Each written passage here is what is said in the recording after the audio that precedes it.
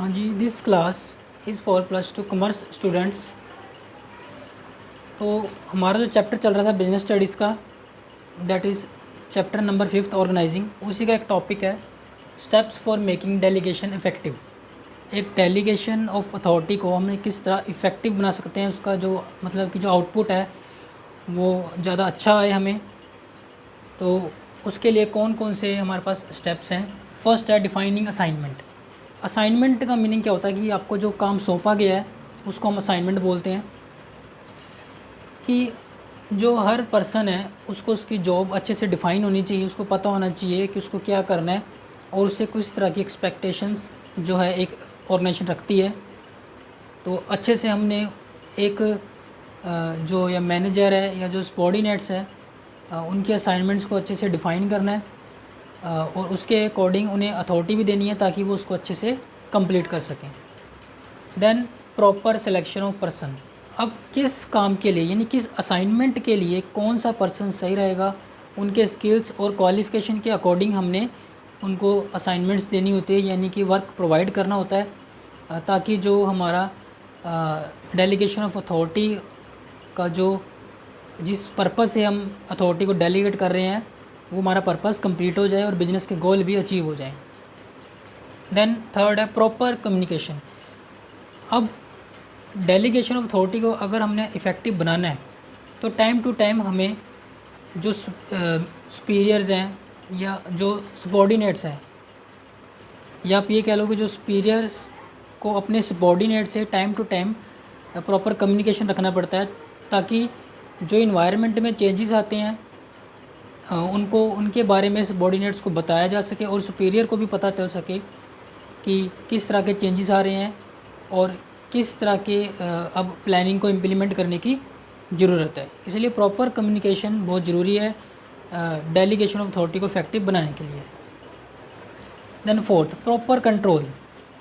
अब proper control का मतलब कि आप चेक्स से ले सकते हो कि हमने टाइम टू टाइम जो मैनेजर्स हैं या जो सबॉर्डिनेट्स हैं उनकी सबकी जो परफॉर्मेंस को हमें चेक करना है, जिनको अथॉरिटी दी गई हैं या रिस्पॉन्सिबिलिटी दी गई है, टाइम टू टाइम उनकी परफॉर्मेंस को चेक करना है ताकि उनकी परफॉर्मेंस को मेज़र किया जा सके और अगर उसमें कोई कमी लगती है जिसकी वजह से हमें लगता है कि हमारा जो बिज़नेस के ऑब्जेक्टिव नहीं पूरे हो सकते तो हम उस कमियों को ओवरकम करने की कोशिश करें, तभी हमारा जो डेलीगेशन ऑफ अथॉरिटी का जो पर्पज़ है अच्छे से पूरा हो पाएगा।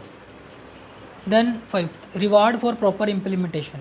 अगर डेलीगेशन ऑफ अथॉरिटी को कोई सबॉर्डिनेट या सुपीरियर अच्छे से इम्प्लीमेंट करता है तो उनको इस चीज़ के लिए रिवॉर्ड ज़रूर मिलना चाहिए, उनको अप्रिशिएट ज़रूर किया जाना चाहिए। Then sixth clarity of authority and responsibility.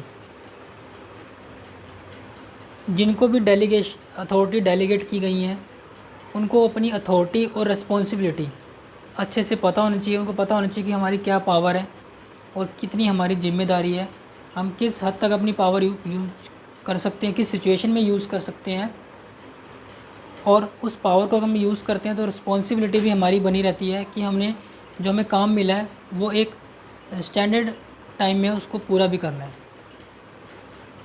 Then motivation of subordinates. हमें टाइम टू टाइम जितने सबॉर्डिनेट्स हैं, सबॉर्डिनेट्स का मतलब ये है जो लोअर रैंक पे काम कर रहे हैं या जो जूनियर्स हैं उनको टाइम टू टाइम जो वो काम कर रहे हैं उनके लिए इनकरेज करना चाहिए। अगर वो अच्छा काम कर रहे हैं तो उनको मोटिवेट करते रहना चाहिए ताकि वो और अच्छे से परफॉर्मेंस करें और उनका जो एफिशिएंसी लेवल है वो और ज़्यादा इंक्रीज़ हो। Then explaining the work properly. इसमें वही बात है फिर कि जो वर्क है हर सुपीरियर को भी पता होना चाहिए कि उसको कौन सा काम दिया गया है।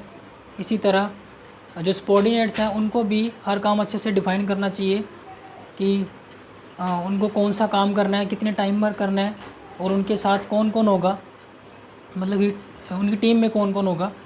तो ये सब सारी चीज़ें एक्सप्लेन होनी चाहिए डेलीगेशन ऑफ अथॉरिटी, तभी हमारा अच्छे से सक्सेसफुल हो सकता है।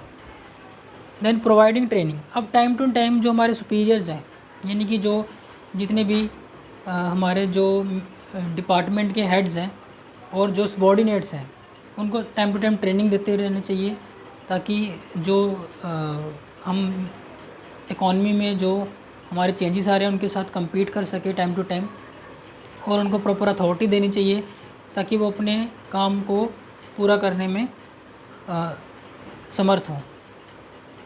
Then proper implementation of principles of delegation. Delegation के जितने भी प्रिंसिपल्स हैं, जैसे यूनिटी ऑफ कमांड है, प्रिंसिपल ऑफ अथॉरिटी है, रिस्पॉन्सिबिलिटी है, ये सारी चीज़ें अच्छे से, प्रॉपर कम्युनिकेशन है, ये सारे प्रिंसिपल्स अच्छे से इम्प्लीमेंट किए जाने चाहिए। तभी डेलीगेशन ऑफ अथॉरिटी को हम इफ़ेक्टिव बना सकते हैं और इसका अच्छा रिजल्ट ले सकते हैं। आई होप कि आपको steps for making delegation effective जो अच्छे से समझ में आ गए होंगे। Thank you so much.